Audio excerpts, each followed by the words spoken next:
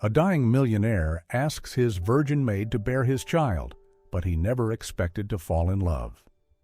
Hello, Noah's cherished family. This is Henry again. Before we begin today's story, I want to speak from the heart. Noah is currently taking time off to rest and heal as his illness has returned. He's still the one who wrote every word you're about to hear, with the same heart and soul as always. I'm simply here to help share it with you in his place. To be honest, it's been a little disheartening. Since I started reading for him, we've noticed the response hasn't been the same. Maybe it's because my voice isn't his. I understand that, but I still hope that the love and emotion he poured into each story can reach you, even through me. If you're still listening, thank you from the bottom of my heart. Your presence means the world to us. Feel free to leave a comment, share your thoughts, or simply send a kind wish for Noah's recovery. Now, let's begin today's story. Claire Bennett had lived in the Montgomery estate for 5 years, quietly, like a shadow. She was the housekeeper and part-time nanny, responsible for cleaning, laundry, and occasionally watching over the children of visiting guests. Though she wasn't part of the family, she knew every corner of the house more intimately than its true owner. Claire's life was simple, a series of predictable routines. She woke up every day at 5:30 a.m., brewed coffee exactly how the master of the house liked it, wiped down every surface, every bookshelf, every pane of glass. She paid attention to the smallest details because Nathaniel Montgomery, the man she had secretly loved for 5 long years, missed nothing. Nathaniel, or Nate as most outsiders called him, wasn't the easiest man to approach. Cold, private, always distant. But Claire knew that behind the closed-off exterior was a soul weathered by experience, a man who had traded his youth for ambition and a relentless climb to the top. She had watched him return from meetings, his shoulders heavy, tie loosened, eyes dark with exhaustion, sipping scotch alone by the window overlooking the lake. He never spoke of his personal life, never asked about hers. But none of that stopped Claire from falling a little more each time he passed her with that faraway gaze and familiar scent. Some nights, when the entire mansion lay silent, Claire sat alone in her small basement room and imagined a different world. One where she and he were just ordinary people, no class divisions, no contracts, just 2 hearts beating quietly in sync. But she always reminded herself that world didn't exist. Nate was not the kind of man who noticed someone like her. He was often seen with glamorous women at parties, on elegant dates, and Claire would simply bow politely as they passed by. Even when her heart ached, she kept her professional smile firmly in place. She had never told a soul about her feelings, perhaps because she feared being laughed at, or because she knew too well. Her love for Nate had no place in the world they lived in. But deep down, Claire knew that if one day, by some miracle, he turned to look at her, truly look, she wouldn't be able to walk away. Late October cast a chill over Seattle. Mornings wrapped the lake in thick fog, turning the Montgomery estate into a still, somber painting. Claire went about her routine, laundry, dusting, brewing coffee, but something felt off that morning. Nathaniel hadn't come down for breakfast. Near noon, as she passed the library, she heard a faint sound like a glass tipping over. She pushed the door open, and her heart stopped. Nate was collapsed on the floor, one hand stretched toward the desk, his coffee cup shattered at his feet. She panicked and called for an ambulance. While waiting, she knelt beside him, clutching his hand, not as an employee, but as a woman who, for the first time in 5 years, was terrified of losing the man she secretly loved. The private hospital in downtown Seattle was quiet and discreet. Nate awoke after a few hours, waving off his assistant's offer to inform his family. He didn't want sympathy, didn't need empty reassurances. He needed answers. A series of tests followed. He expected the doctors to say it was stress, lack of rest, a minor deficiency, anything but the thing he feared in the back of his mind. But then came the truth. You have ALS, a rare, rapidly progressing form. You're looking at roughly 2 years. Nate said nothing. He sat there, frozen, as if his entire being unraveled at once. The doctor's words rang like funeral bells, slow and heavy. 2 years, not even a full election cycle. Not long enough to fall in love. Not long enough to live. He didn't return home. Instead, he drove for hours, aimlessly through Seattle's streets. The buildings blurred past. The lake, once his favorite retreat, felt like it belonged to someone else's life now. He thought of the company, the deals left unsigned, his parents, demanding perfection since childhood. He thought of himself, a boy who once dreamed of a family, but had grown into a man who buried all notions of love beneath ambition. Then he thought of the future, not his, but the Montgomery name. If I die, there will be no one to carry that name, no one to remember me beyond a headstone. The idea of having a child started as a faint glimmer, then crystallized, not to redeem his life, but to ensure it wouldn't vanish entirely, to leave behind blood, memory, breath. He didn't need a wife, not a hollow marriage for appearances. He needed someone steady, trustworthy, kind, someone to create life with him, even if love was never spoken. He thought of the women who had passed through his life, beautiful, sharp, successful. But none of them could walk this road quietly. None could carry this with grace. No one, except her. Claire's face came to him unbidden. She never demanded, never intruded, always appeared when needed, vanished when not. And most of all, she carried a stillness that, though he never admitted it, made him breathe easier whenever she was near. If there's anyone I can trust with the most important thing I'll ever do, it's her. Nate arrived home around 8 p.m. He didn't turn on the lights, just dropped his keys on the table, took off his coat, and walked straight into the living room. Everything in the mansion was exactly as it had always been, orderly, silent, immaculate. But tonight, it felt hollow. He poured himself a drink and sat down on the long sofa, facing the massive glass windows. Seattle was lit up outside. The night was beautiful, still, almost indifferent, much like how he felt now. He brought the glass to his lips, then paused. He stared out into the dark as if, by doing so long enough, he might find some kind of answer to everything left unnamed. It wasn't death that scared him. It was the haunting thought that perhaps, all this time, he hadn't truly lived.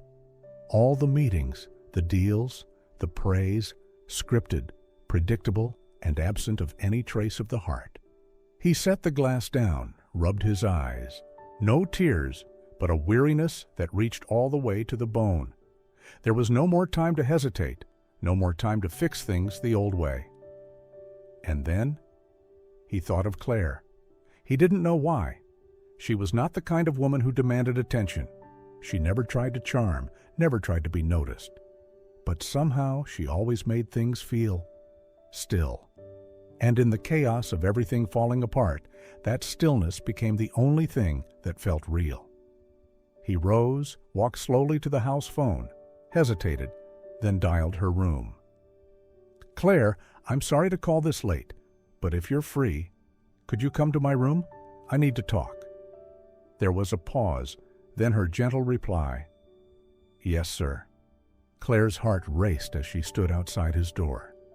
In 5 years, he had never called for her like this, especially not at night. When she entered, he was seated by the fireplace, sleeves rolled, tie loose. He looked up and, for the first time, didn't nod coldly, but said quietly, "Please, sit." She did so carefully, hands folded. The room was thick with unspoken weight. Nate stood near the window, back to her. After a long silence, he finally spoke. "How long have you worked here, Claire?" "Almost 5 years, sir." "And have I ever made you uncomfortable?" The question surprised her. No, Mr. Montgomery, never. He nodded, still not facing her. Today, I collapsed in the library. You called for help. I appreciate that. Claire blushed faintly. It was nothing. Anyone would have done the same. He turned to face her. His expression was not one of a boss, but a man on the edge of asking the impossible. I've been diagnosed with ALS, he said slowly. Fast progressing. They gave me 2 years. Claire froze. Her hands trembled. I'm not saying this for sympathy, he added. I'm just trying to find something meaningful to leave behind. He took a step closer. His voice cracked, just slightly. Claire, I want to have a child. Her breath caught. I know this is unimaginable. I'm not looking for love, not for a relationship. But if there's one person I trust to raise my child with kindness and strength, it's you. Claire stared at him, speechless. Mr. Montgomery, she whispered. He raised a hand gently. You don't have to decide now. I would ensure your independence. A home, full custody. I only ask you to consider it. And if you say yes, I'd prefer it be natural. Not in a lab, but like 2 people, giving something sacred to one another. Claire breathing hard. His words echoed, not because they shocked her, but because for the first time she felt truly seen. Why me? She whispered. Nate sat across from her, no longer a boss, just a man asking for something fragile. Because you never asked anything of me, because you made others feel safe, even in silence, and because I know my child would be loved if it were with you. Claire looked up, no tears, but her heart had already shifted. Claire stayed quiet for a long moment. Her eyes rested on the flickering fire. Then she spoke softly. Mr. Montgomery, I need time to think. This is something far too big for me to answer right away. Claire couldn't sleep that night. She lay on the single bed in her small basement room, the quiet world that had been hers for 5 years. But tonight, the walls felt tighter, the silence echoing louder inside her chest. Nate's words kept replaying in her mind. I don't have time. I need something to outlive me, and I want you to help me create it. It wasn't a love confession. It wasn't a dream.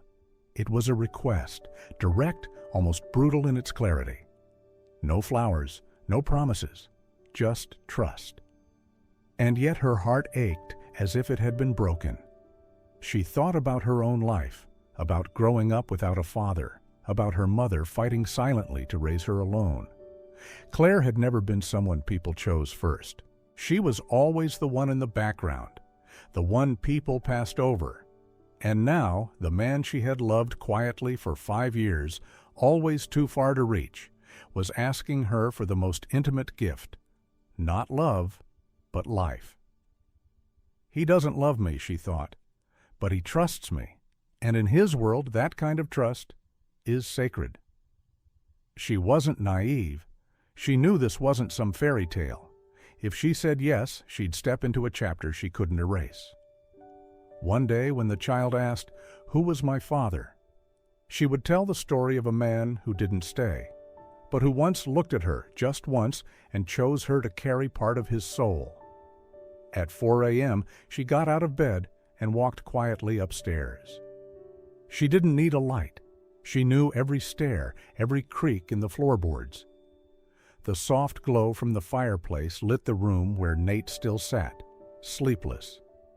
He looked up as she entered, the fatigue in his eyes softening into something else, something that looked like hope.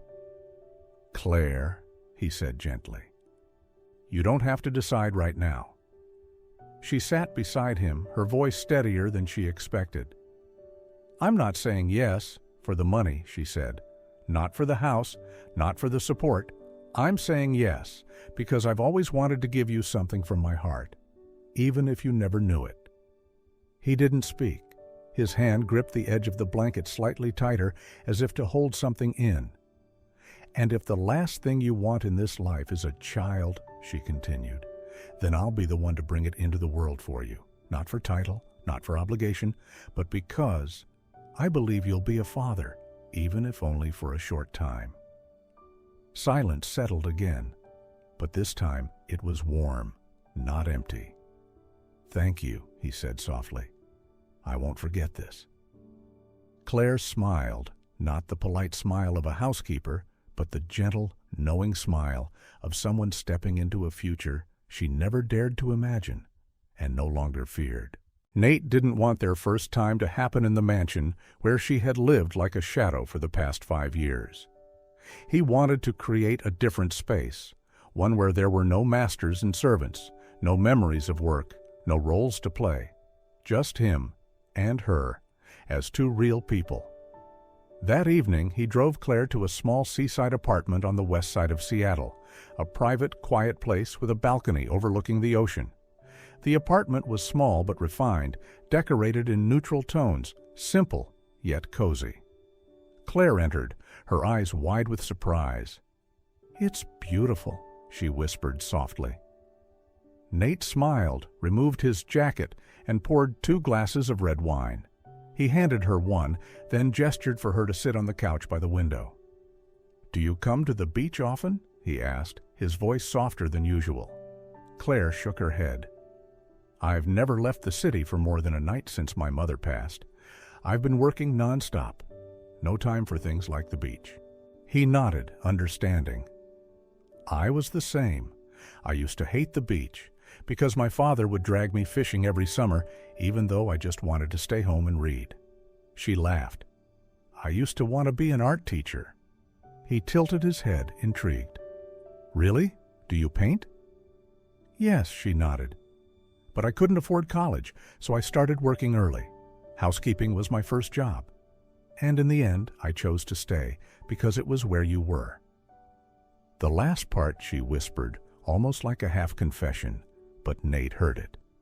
He didn't answer immediately, just quietly clinked his glass against hers, his eyes never leaving hers. "Thank you for staying," he said. They talked for hours, about their childhoods, about things they had never shared with anyone. Claire talked about the winter nights when her mother would fold warm towels and place them by the stove so she wouldn't be cold on her way to school. Nate talked about the old piano he used to play alone whenever he felt too small in the vastness of the house. They laughed, not out of politeness, but because they realized that, after all, they had both been lonely in the same way. The first kiss came when she lowered her head to laugh at a silly story he had told. Nate gently brushed his hand against her cheek, his fingers lightly pushing a stray lock of hair from her forehead. Claire looked up at him. The look in her eyes was enough to erase all the distance between their hearts. He leaned down, slowly, and kissed her.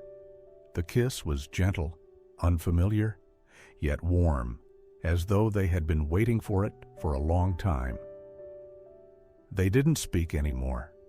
She set her wine glass down on the table, then gently squeezed his hand. He understood.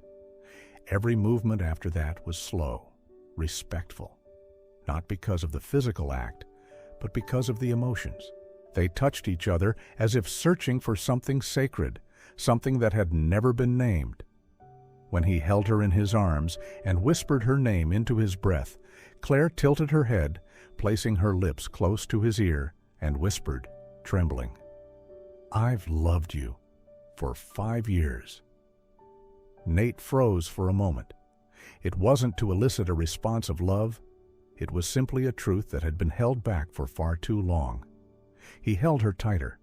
He said nothing, but his hands, how he kissed her, how he held her afterwards, was the answer. The next morning, Claire woke up to the soft morning light streaming through the curtains. She was still in Nate's arms, her head resting on his chest, hearing the steady beat of his heart. Outside, the ocean waves gently lapped against the shore. She opened her eyes and gazed at the sky, a calm blue that stretched endlessly beyond the window. For the first time in her life, Claire didn't feel like she was standing on the sidelines. She wasn't the one serving a family that didn't belong to her. She wasn't the woman hidden behind the back door. She was Claire, a woman who had given away the truest thing in her heart and was now being held by the only person she had ever loved. 3 weeks after that night in the seaside apartment, Claire began to feel different. At first, it was just a slight fatigue. She thought it was from overwork. Then one morning, the smell of coffee made her nauseous. Another afternoon, while washing glasses, she suddenly grew so dizzy she had to sit down on the kitchen floor. She didn't want to jump to conclusions, but somewhere deep in her heart, something instinctual already knew the answer. That afternoon, while Nate was still at the office, Claire quietly went to a nearby clinic. She didn't explain much, only asked for a test. She waited alone, wrapped in her faded coat, fingers intertwined tightly in her lap. And when the nurse walked in with a smile and said, "Congratulations, it's positive," Claire didn't speak. She simply smiled, softly, gently, as if what she'd just heard wasn't a shock at all, but something that had been growing quietly inside her for a long time. That night she came home early. Dinner was neatly laid out on the table, the scent of food warming the kitchen. But instead of retreating to her room after the meal, Claire stayed by the entryway, eyes fixed on the sound of footsteps coming down the stairs. Nate walked in, looking tired after a long day. He paused, surprised to see her still awake, standing there in the soft golden light. "You waited for me?" he asked, removing his coat, his eyes studying her closely. Claire nodded. Her eyes were bright, carrying something that made him stop in place. "Can we talk for a minute?" she asked quietly, but clearly. He nodded and led her into the library. They sat down like they always did, but this time her heartbeat was pounding. Claire placed a hand gently on her belly, an unconscious, instinctive gesture of protection. "I'm pregnant," she said softly, eyes never leaving his. No hesitation, no pretense. Nate froze for a moment, staring at her as though trying to process each word, each breath. "Really?" he whispered. She nodded, smiling, a warm, subtle smile that filled the room with a strange peace. He leaned back in the chair, fingers interlocked, silent. But it wasn't confusion. It was something deeper, something that shook the core of him. After a long pause, he stood, walked toward her, and sat down beside her. He didn't touch her, just sat close, as if afraid this fragile moment would disappear if he moved too quickly. "How do you feel?" he finally asked. "I feel full and not afraid," she replied gently. "For the first time in my life, I don't feel lost." Nate looked at her for a long while, then reached out and placed his hand gently over hers. His hand trembled slightly, but it was warm, steady. "Thank you," he said softly, "for trusting me, for bringing this life into the world." In the days that followed, everything changed, quietly but unmistakably. Nate became different, not because he had to, but because something inside him had shifted. He quietly adjusted her meals, replacing coffee with ginger tea, rushed breakfasts with soft-boiled eggs and fruit. Every morning he was the first to wake up, preparing tea, arranging breakfast, and watching her eat across from him, as if seeing her well was enough to start his day. Claire still helped around the house, but Nate no longer called her Miss Claire. He said her name, softly, naturally, as though her name had finally found its place in his world. He took her to every prenatal appointment. In the waiting room, he held her hand, his thumb gently stroking hers. When they first heard the baby's heartbeat, Claire turned to find Nate's eyes slightly red. She didn't say a word, just rested her head against his shoulder, feeling safe. At night, he stopped locking himself away in work. He read next to her, sometimes in silence, just flipping pages together like they were learning to exist side by side in quiet harmony. He noticed every little thing, always placing a pillow behind her back when she sat, resting his hand over her belly each night like a silent hello to their child, keeping his phone on him at all times, just in case you need to call, even at midnight. One foggy morning, Claire stood at the window, hand gently resting on her belly. The ocean waves whispered outside. Her bump hadn't yet started to show, but within, life was growing every day. Nate came up behind her and wrapped his arms around her. His hands rested gently across her waist, his chin on her shoulder. She leaned back into him, safe, steady, whole. "Do you ever think," he began, voice soft, "that maybe someday we could be a family?" Claire smiled. It wasn't a promise. It wasn't a plan. It was a hope, for the first time, one they both dared to dream of. And maybe, just maybe, believe in. Ever since Claire found out she was pregnant, everything in the house began to shift. Not loudly, not abruptly, but through subtle movements, gentle rhythms, like a quiet melody only those living it could hear. Nate started waking up earlier. He no longer rushed straight into his office after breakfast. Instead, he spent 10 quiet minutes each morning asking her simple things. "Did you sleep well? Are you feeling tired? Can you keep anything down?" Just 3 questions, repeated daily. Yet to Claire, they were like delicate threads stitching her spirit back together, one that had been torn by years of loneliness. She began to get used to his presence, not as a distant master of the house, but as a man slowly learning how to care. Every time she bent down to tie her shoelaces, he would gently intervene. "Let me do it. Don't bend too low. It might affect the baby." That one sentence warmed her more than any expensive gift ever could. One late autumn afternoon, they went to the grocery store together. Not as employer and employee, just 2 people, walking down the aisles, sharing a cart, laughing over whether to get almond milk or oat milk. Claire couldn't remember the last time she'd gone grocery shopping with anyone. But this time, she knew she'd remember it forever, especially the moment Nate sneakily tossed a tub of vanilla ice cream into the cart and winked. For when your midnight sweet cravings hit. On the drive back, he didn't turn on the music. The window was slightly cracked, letting in the ocean breeze. Her hand rested on her belly. His hand covered hers. They didn't speak. They didn't need to. One night, Claire had a leg cramp. She tried not to wake him, but her soft groan stirred him instantly. Nate rushed into her room without hesitation, sat on the edge of her bed, and gently massaged her leg. "You should have called me right away," he murmured, his voice a mix of concern and gentle scolding. Claire looked up, her eyes watery. "I didn't want to bother you." He looked straight at her, firm but tender. "You never bother me."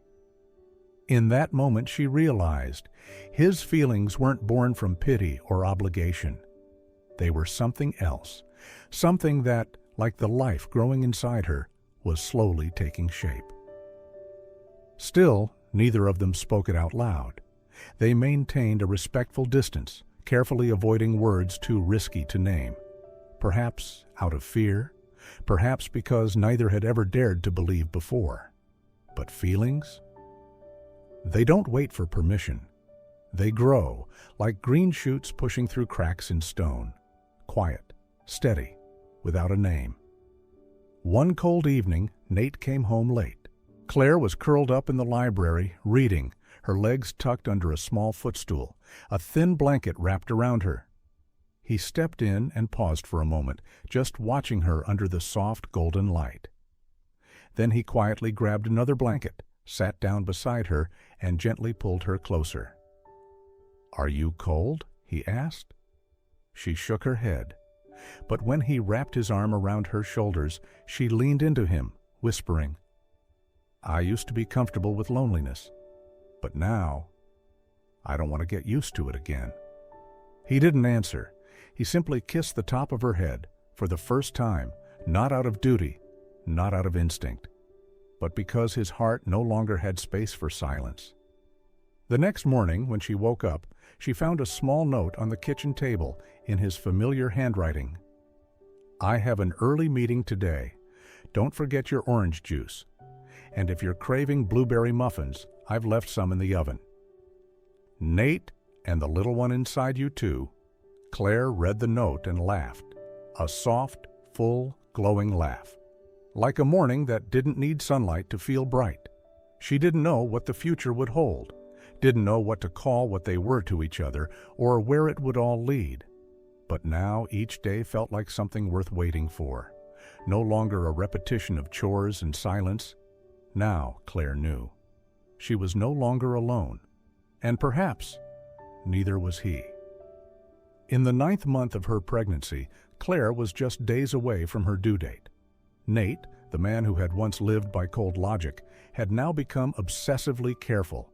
He hired a private midwife, prepared everything, a fully equipped birthing room inside the villa, an ambulance on standby, and even learned to count her every breath each night. Every evening before bed, he would place his hand gently on her belly, whispering under the soft glow of the lamp, "Our baby is almost here, Claire." His eyes lit up like someone discovering hope for the first time. But fate never follows a plan. That morning, while Claire was making tea in the kitchen, a loud crash made her spin around. In front of the library door, Nate was lying motionless on the floor, blood seeping from his forehead, his eyes shut, no final words. "Nate!" Claire screamed, rushing to him. But as her hand touched his cold face, a sharp pain tore through her abdomen. She clutched her belly and collapsed, her water breaking, streaming across the marble floor. A wave of double panic flooded the villa. The housekeeper frantically called 2 ambulances, one for the man slipping into a coma, and one for the woman going into labor, terrified and alone. Within 10 minutes, both were taken away, in separate directions. No hands held, no words exchanged. Only the sound of ambulance sirens slicing through the air. Claire gave birth alone. No Nate, no familiar faces. Only the beeping of monitors and nurses with hurried eyes. The physical pain merged with panic and grief until she nearly lost consciousness. But when her baby girl let out her first cry, Claire broke into tears, not from happiness, but from a crushing emptiness. Nate wasn't there, and she didn't know if he was still alive or already gone forever. After giving birth, Claire was so weak she couldn't even stand on her own. And yet, just 2 days later, before she'd had any chance to recover, she was brought back to the Montgomery estate without a single word of explanation. They said, "The master has requested that you be cared for at the private residence." Holding her baby tightly, Claire's heart was in turmoil. She believed it. She thought Nate had woken up, that he wanted to see their child, see her. She stepped into the grand mansion with a fragile thread of hope, not knowing that true darkness was waiting for her inside. In the vast living room, Nate's mother, Rose Montgomery, was already standing, waiting. Dressed in black, with silk gloves on her hands, she looked like a walking verdict. Claire hadn't even opened her mouth before the woman spoke. "Put the child down. We'll have someone take care of it." Claire clutched her baby tighter, confusion and fear twisting inside her. Her voice was cold as stone. "So, you got what you wanted, didn't you?" Claire held her baby tighter, confused, her vision blurred with exhaustion, but the contempt in that voice jolted her wide awake. "You think I don't see right through you?" Rose continued, stepping closer with every word. "A maid seducing my son behind our backs, then using a pregnancy to trap him. I've seen your kind before, gold diggers, cheap, shameless." Claire pressed her lips together, her arms wrapped tightly around the infant. Her eyes glistened, but she didn't answer. She had just given birth. Her body still ached, but no physical pain could compare to the wounds those words carved into her. Rose glanced at the newborn, then turned away with visible disgust. This child will be raised properly in the Montgomery family. As for you, get out of my son's life. Now." Claire gasped softly. I didn't do anything wrong. I love him." "Love?" Rose gave a bitter laugh. "Your idea of love was climbing into bed with a man you knew was heir to an empire? You think a swollen belly gives you a place in this family?" She turned to the staff. "Take the child and prepare the car. She won't spend another minute under this roof." Claire staggered to her feet, clutching her baby. "Please, don't. Let me see Nate. Just once.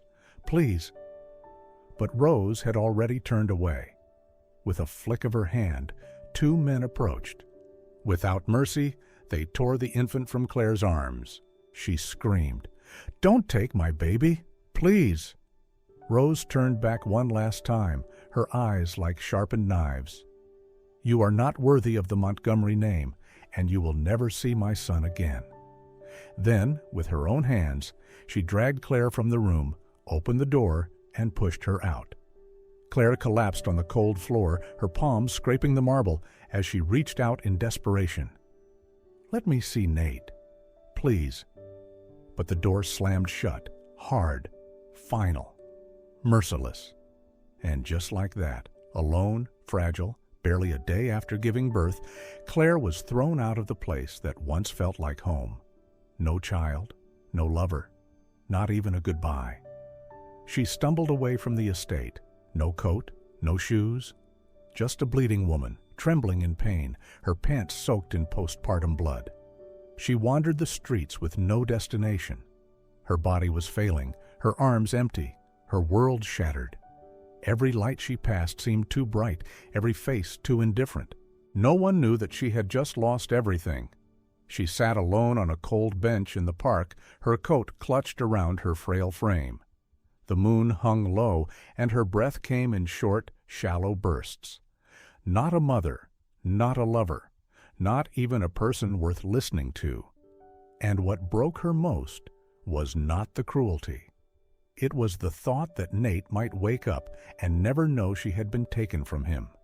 She whispered into the night like a prayer, "Nate, if you're still there, please find me." Then she closed her eyes, not to sleep, but to disappear. Out on the damp city street, every step was a sob caught in her throat. She didn't know where to go, didn't know what was left. All she knew was this: that woman had taken everything from her, and Nate might never know. That night, drawn by something she couldn't explain, Claire returned to the seaside apartment, the place where they had first belonged to each other. Once lit by candlelight and hope, it now stood dark and cold. She didn't go inside.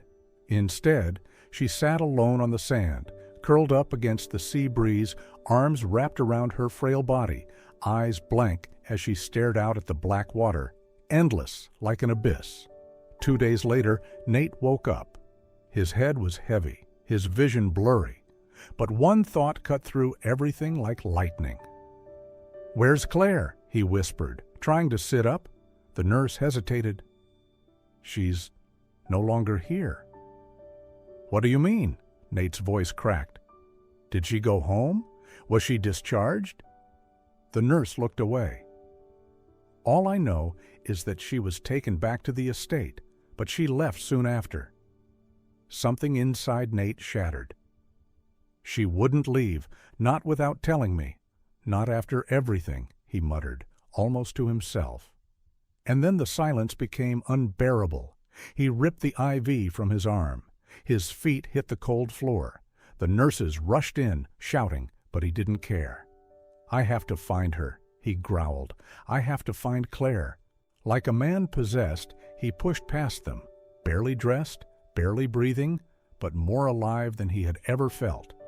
He didn't know where she was, only that he had to bring her home. He searched like a madman, from the hospital to every place they'd ever been. Then suddenly, he remembered the place where it all began, the place where her eyes first made their way into his heart, the seaside apartment. By the time he arrived, the sun had just slipped below the horizon. The beach lay dim in the pale gray light.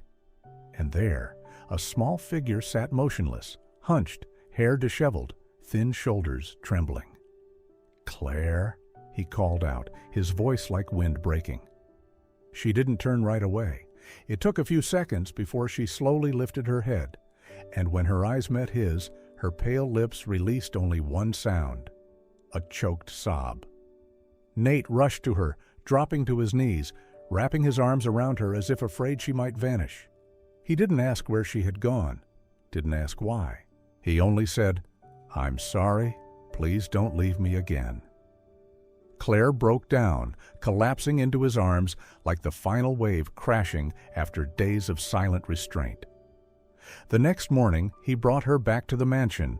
The entire Montgomery family stood there. His mother, his brother, their lawyer, eyes sharp and cold like a wall of knives. But this time, Nate didn't back down. He held Claire's hand tightly and faced them head on. "This is the woman I love, the mother of my daughter. From this day forward, anyone who can't accept her doesn't need a place in my life." No one spoke.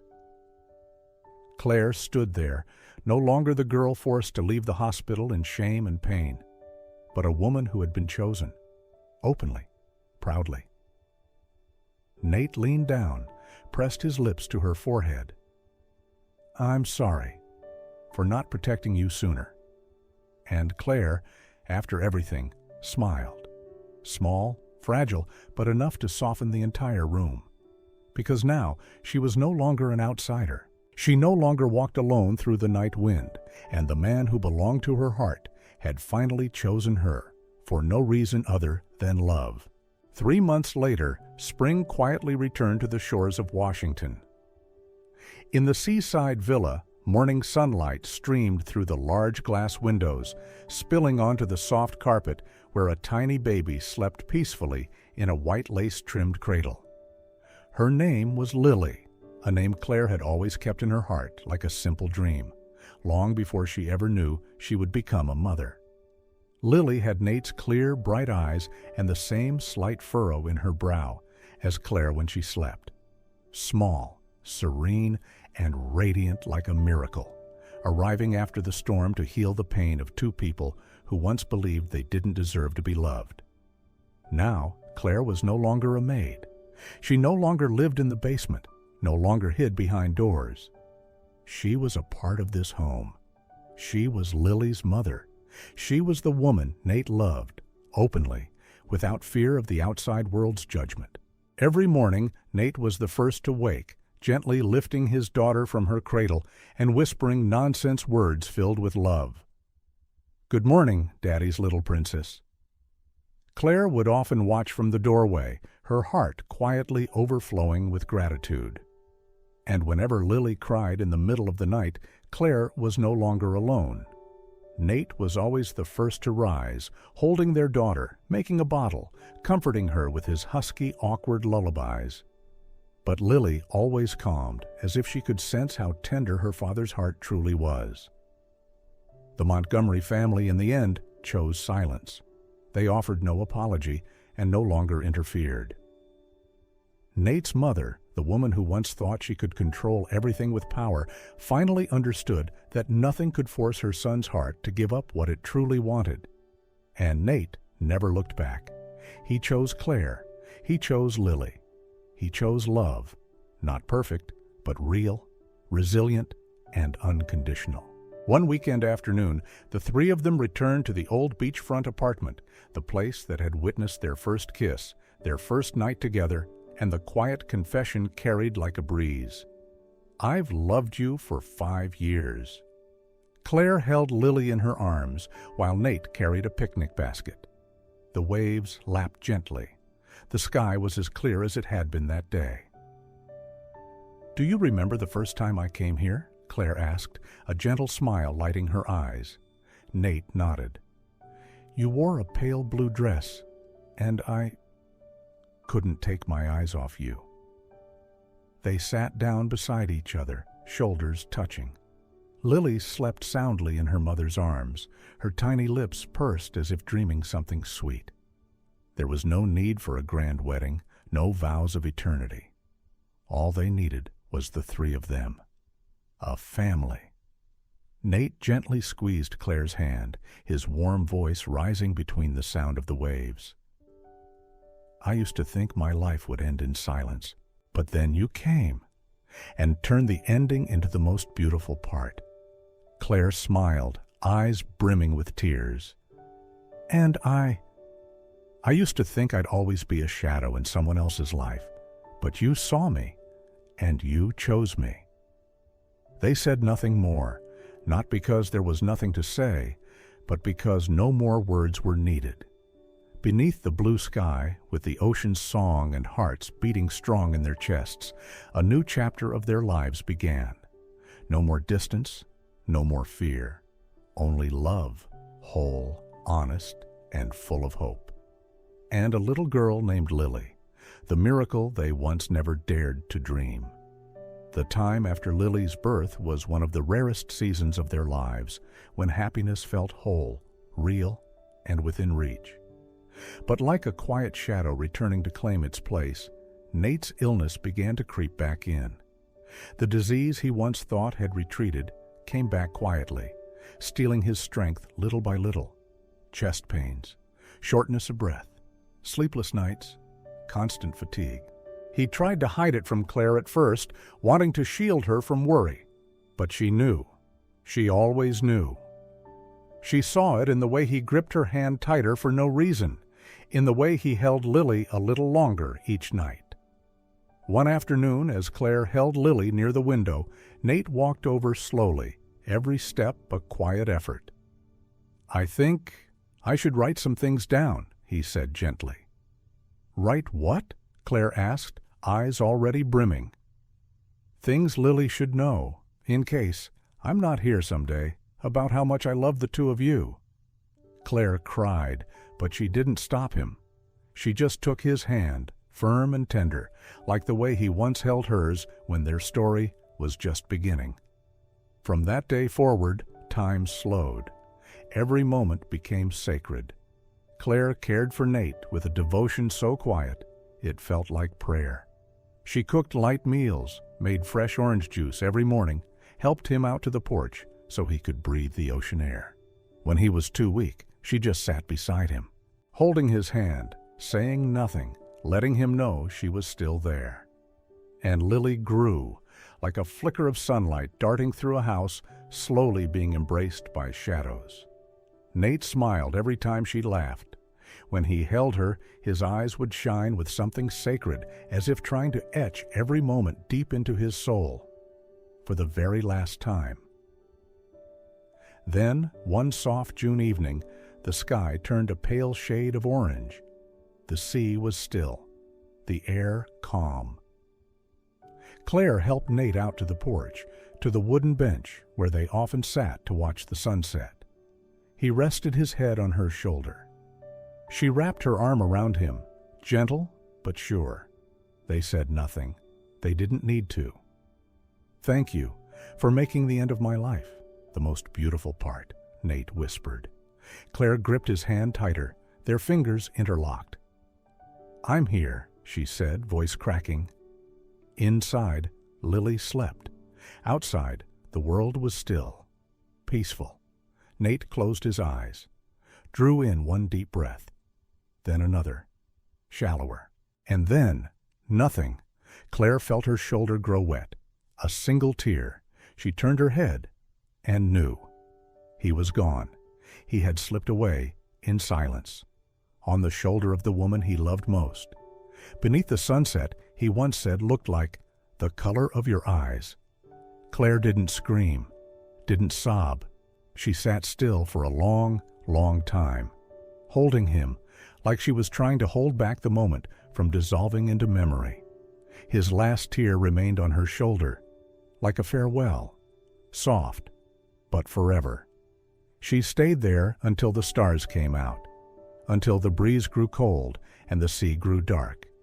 She didn't move, not because she couldn't, but because a part of her refused to let go.